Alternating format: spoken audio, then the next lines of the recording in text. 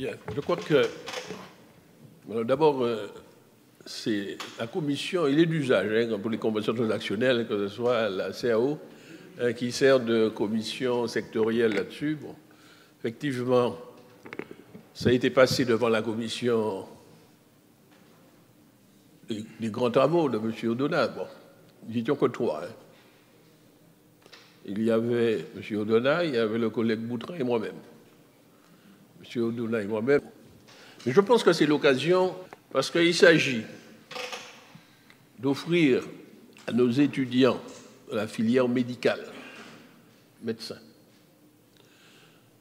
sages-femmes, école maïeutique, les écoles d'infirmières, ici, un lieu où, dans ce désert médical, c'est pourquoi je dis que c'est stratégique.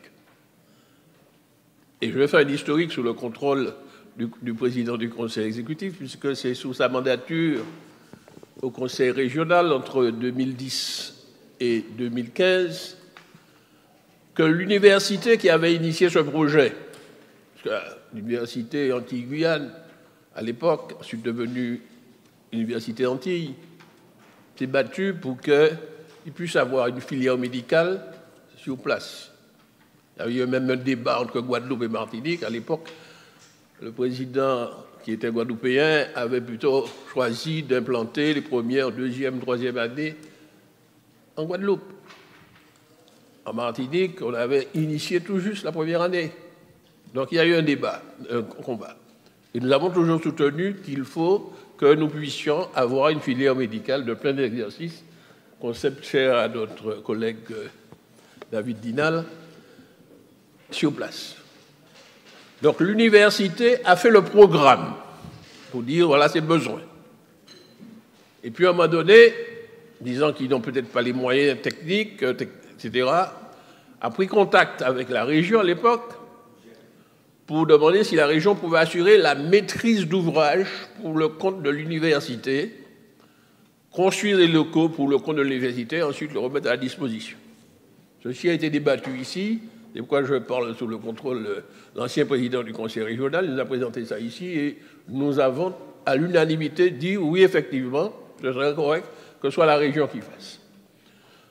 Donc, on a récupéré le programme, le programme des besoins, le programme architectural. Donc, la première étape, c'était qu'il fallait choisir une maîtrise d'œuvre, parce que l'université avait juste pris une équipe de programmistes. Donc un jury a été mis en place, un jury de maîtrise d'œuvre, et après concours, une équipe d'architectes a été choisie.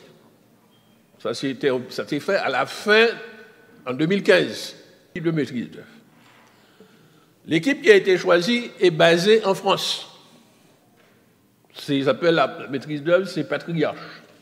Ils ont fait un groupement, évidemment, ils avaient plusieurs co-traitants, et il y avait un co-traitant local.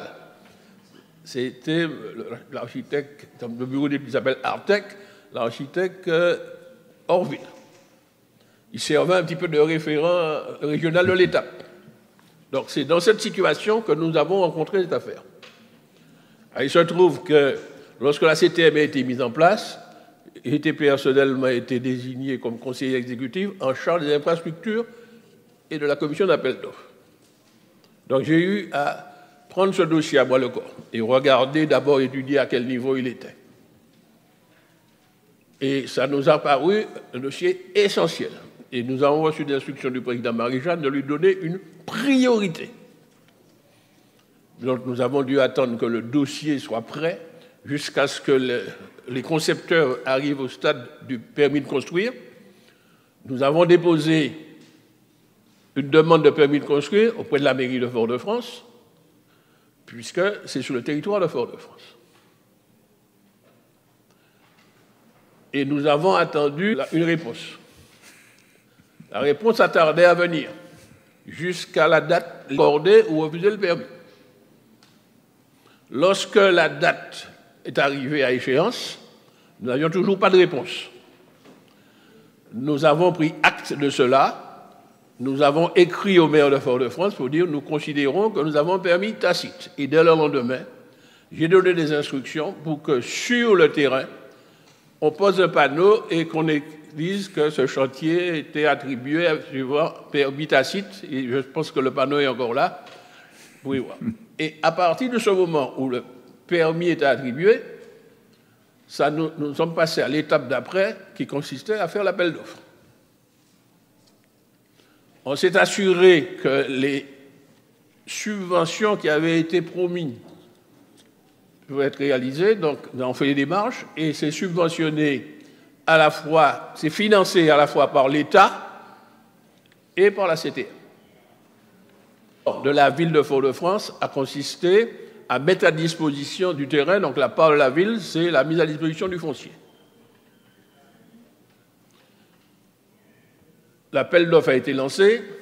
Effectivement, le nombre de lots est considérable, je crois, de mémoire, hein, je ne sais pas, je ne me rappelle plus. Il y a au moins une vingtaine de lots. 17 lots. 17 lots, disons un peu moins d'une vingtaine. Et donc la commission d'appel d'offres s'est réunie une première fois. Nous avons pu attribuer un certain nombre de lots et il y en avait qui étaient infructueux. Mais dès lors qu'on s'est assuré que les lots essentiels, c'est-à-dire VRD, c'est-à-dire terrassement, gros œuvres, c'est-à-dire ce qui est essentiel et qui permet qui pouvait se faire, nous avons convenu avec l'équipe de maîtrise d'œuvre dont on parle aujourd'hui. OPC, c'est organisation, pilotage et coordination, et c'est un GFRA qui a eu l'affaire. Nous avons eu à choisir aussi le coordonnateur SPR, je ne vais pas rentrer dans tout le détail, donc à partir du moment où l'équipe était constituée et que le nombre de lots, les lots attribués pouvaient permettre le démarrage du chantier, nous avons procédé à une pose solennelle de la première pierre et nous sommes forcés de poser la deuxième pierre dès le lendemain. Nous n'avons pas voulu anticiper, comme malheureusement ça fait beaucoup d'endroits, on pose une première pierre devant la presse et puis des semaines et des mois passent avant la deuxième pierre. On a posé la première pierre, la semaine, on pouvait démarrer les travaux. Donc les travaux ont démarré effectivement en juillet 2019 avec un planning contractuel de 22 mois. Et vous calculez, ça devrait se terminer en 2021. Entre-temps, nous avons lancé les consultations complémentaires jusqu'à pouvoir attribuer tous les lots qui étaient des corps d'état secondaires. Et le chantier a démarré à bonne allure. Nous avions mis un technicien, un ingénieur, qui est l'architecte de formation de la CTM, qui pilotait cette affaire-là pour nous. Moi-même, personnellement, j'étais conseiller exécutif, je m'intéressais beaucoup à ce chantier. Il est allé à une certaine allure. C'est vrai, il y a eu le Covid, qui a créé quelques complications, mais le chantier ne s'est jamais arrêté pendant le Covid. Il ne s'est pas arrêté. Arrive le changement de mandature. Je regarde le président du conseil exécutif, je lui dis, mon cher ami, je peux même le tutoyer sur ça, tu as fait une première erreur. Dans ton équipe de conseil exécutif, tu n'as pas désigné de conseiller exécutif en charge de l'infrastructure. Parce que c'est l'exécutif qui doit suivre ça. Donc j'ai découvert, en regardant les attributions, il n'y avait pas de conseiller exécutif, c'est-à-dire à qui on pouvait transmettre, à qui j'étais prêt à lui transmettre les informations que j'avais, j'ai découvert qu'il n'y en avait pas. Quelque temps après, j'ai appris, mais c'est un peu orthodoxe, qu'il y aurait un conseiller de l'Assemblée qui aurait cette fonction, avec lequel j'ai beaucoup discuté, j'ai d'excellentes relations avec lui, nous siégeons là à une commission, mais il n'a pas les pouvoirs qu'a un conseiller exécutif. Il n'a pas les moyens qu'a le président de la CAO, le représentant de l'acheteur public. Donc il n'est pas dans la même position que j'étais, dans lequel le président Marianne m'avait dit, ce qui me permettait de parler avec une certaine autorité vis-à-vis des entreprises. Nous étions à l'exécutif. Lorsqu'on disait quelque chose dans l'entreprise, vous me prenez un engagement, dès le lendemain, ça rentrait en vigueur. Ce n'est pas la même fonction. C'est pourquoi je dis qu'il y a une niveau stratégique qui a été faite là. La deuxième chose, sur laquelle on n'a pas été assez vigilant. Le technicien de la CTM qui suivait cela, coïncidence ou pas, je ne sais rien, est parti à la retraite au moment du changement de la mandature. Et résultat, pendant un certain temps, il n'y avait ni de conseil exécutif qui suivait cette affaire, ni de techniciens qui suivaient ça au quotidien. Donc, autrement dit, la maîtrise d'œuvre, le coordinateur, ils ont été un peu livrés à eux-mêmes. C'est un contrôle tatillon, pointu de la collectivité. C'est un chantier que je vois tous les jours. J'habite par là, je passe sur le chantier tous les jours parce qu'il m'intéresse beaucoup. Et nous avons senti un abandon. Je suis en contact avec les entreprises, il y en a qui se sont découragés parce qu'il n'y avait pas de suivi de leurs décomptes, etc., puisque les techniciens qui s'occupaient de ça étaient partis. On a pris un certain temps pour en désigner un autre. Et ce chantier s'est ralenti, des entreprises se sont découragées. Le régional de l'étape de l'équipe de maîtrise d'œuvre a laissé tomber, il a disparu. Et Ingefra s'est retrouvé tout seul. Il n'est qu'un OPC.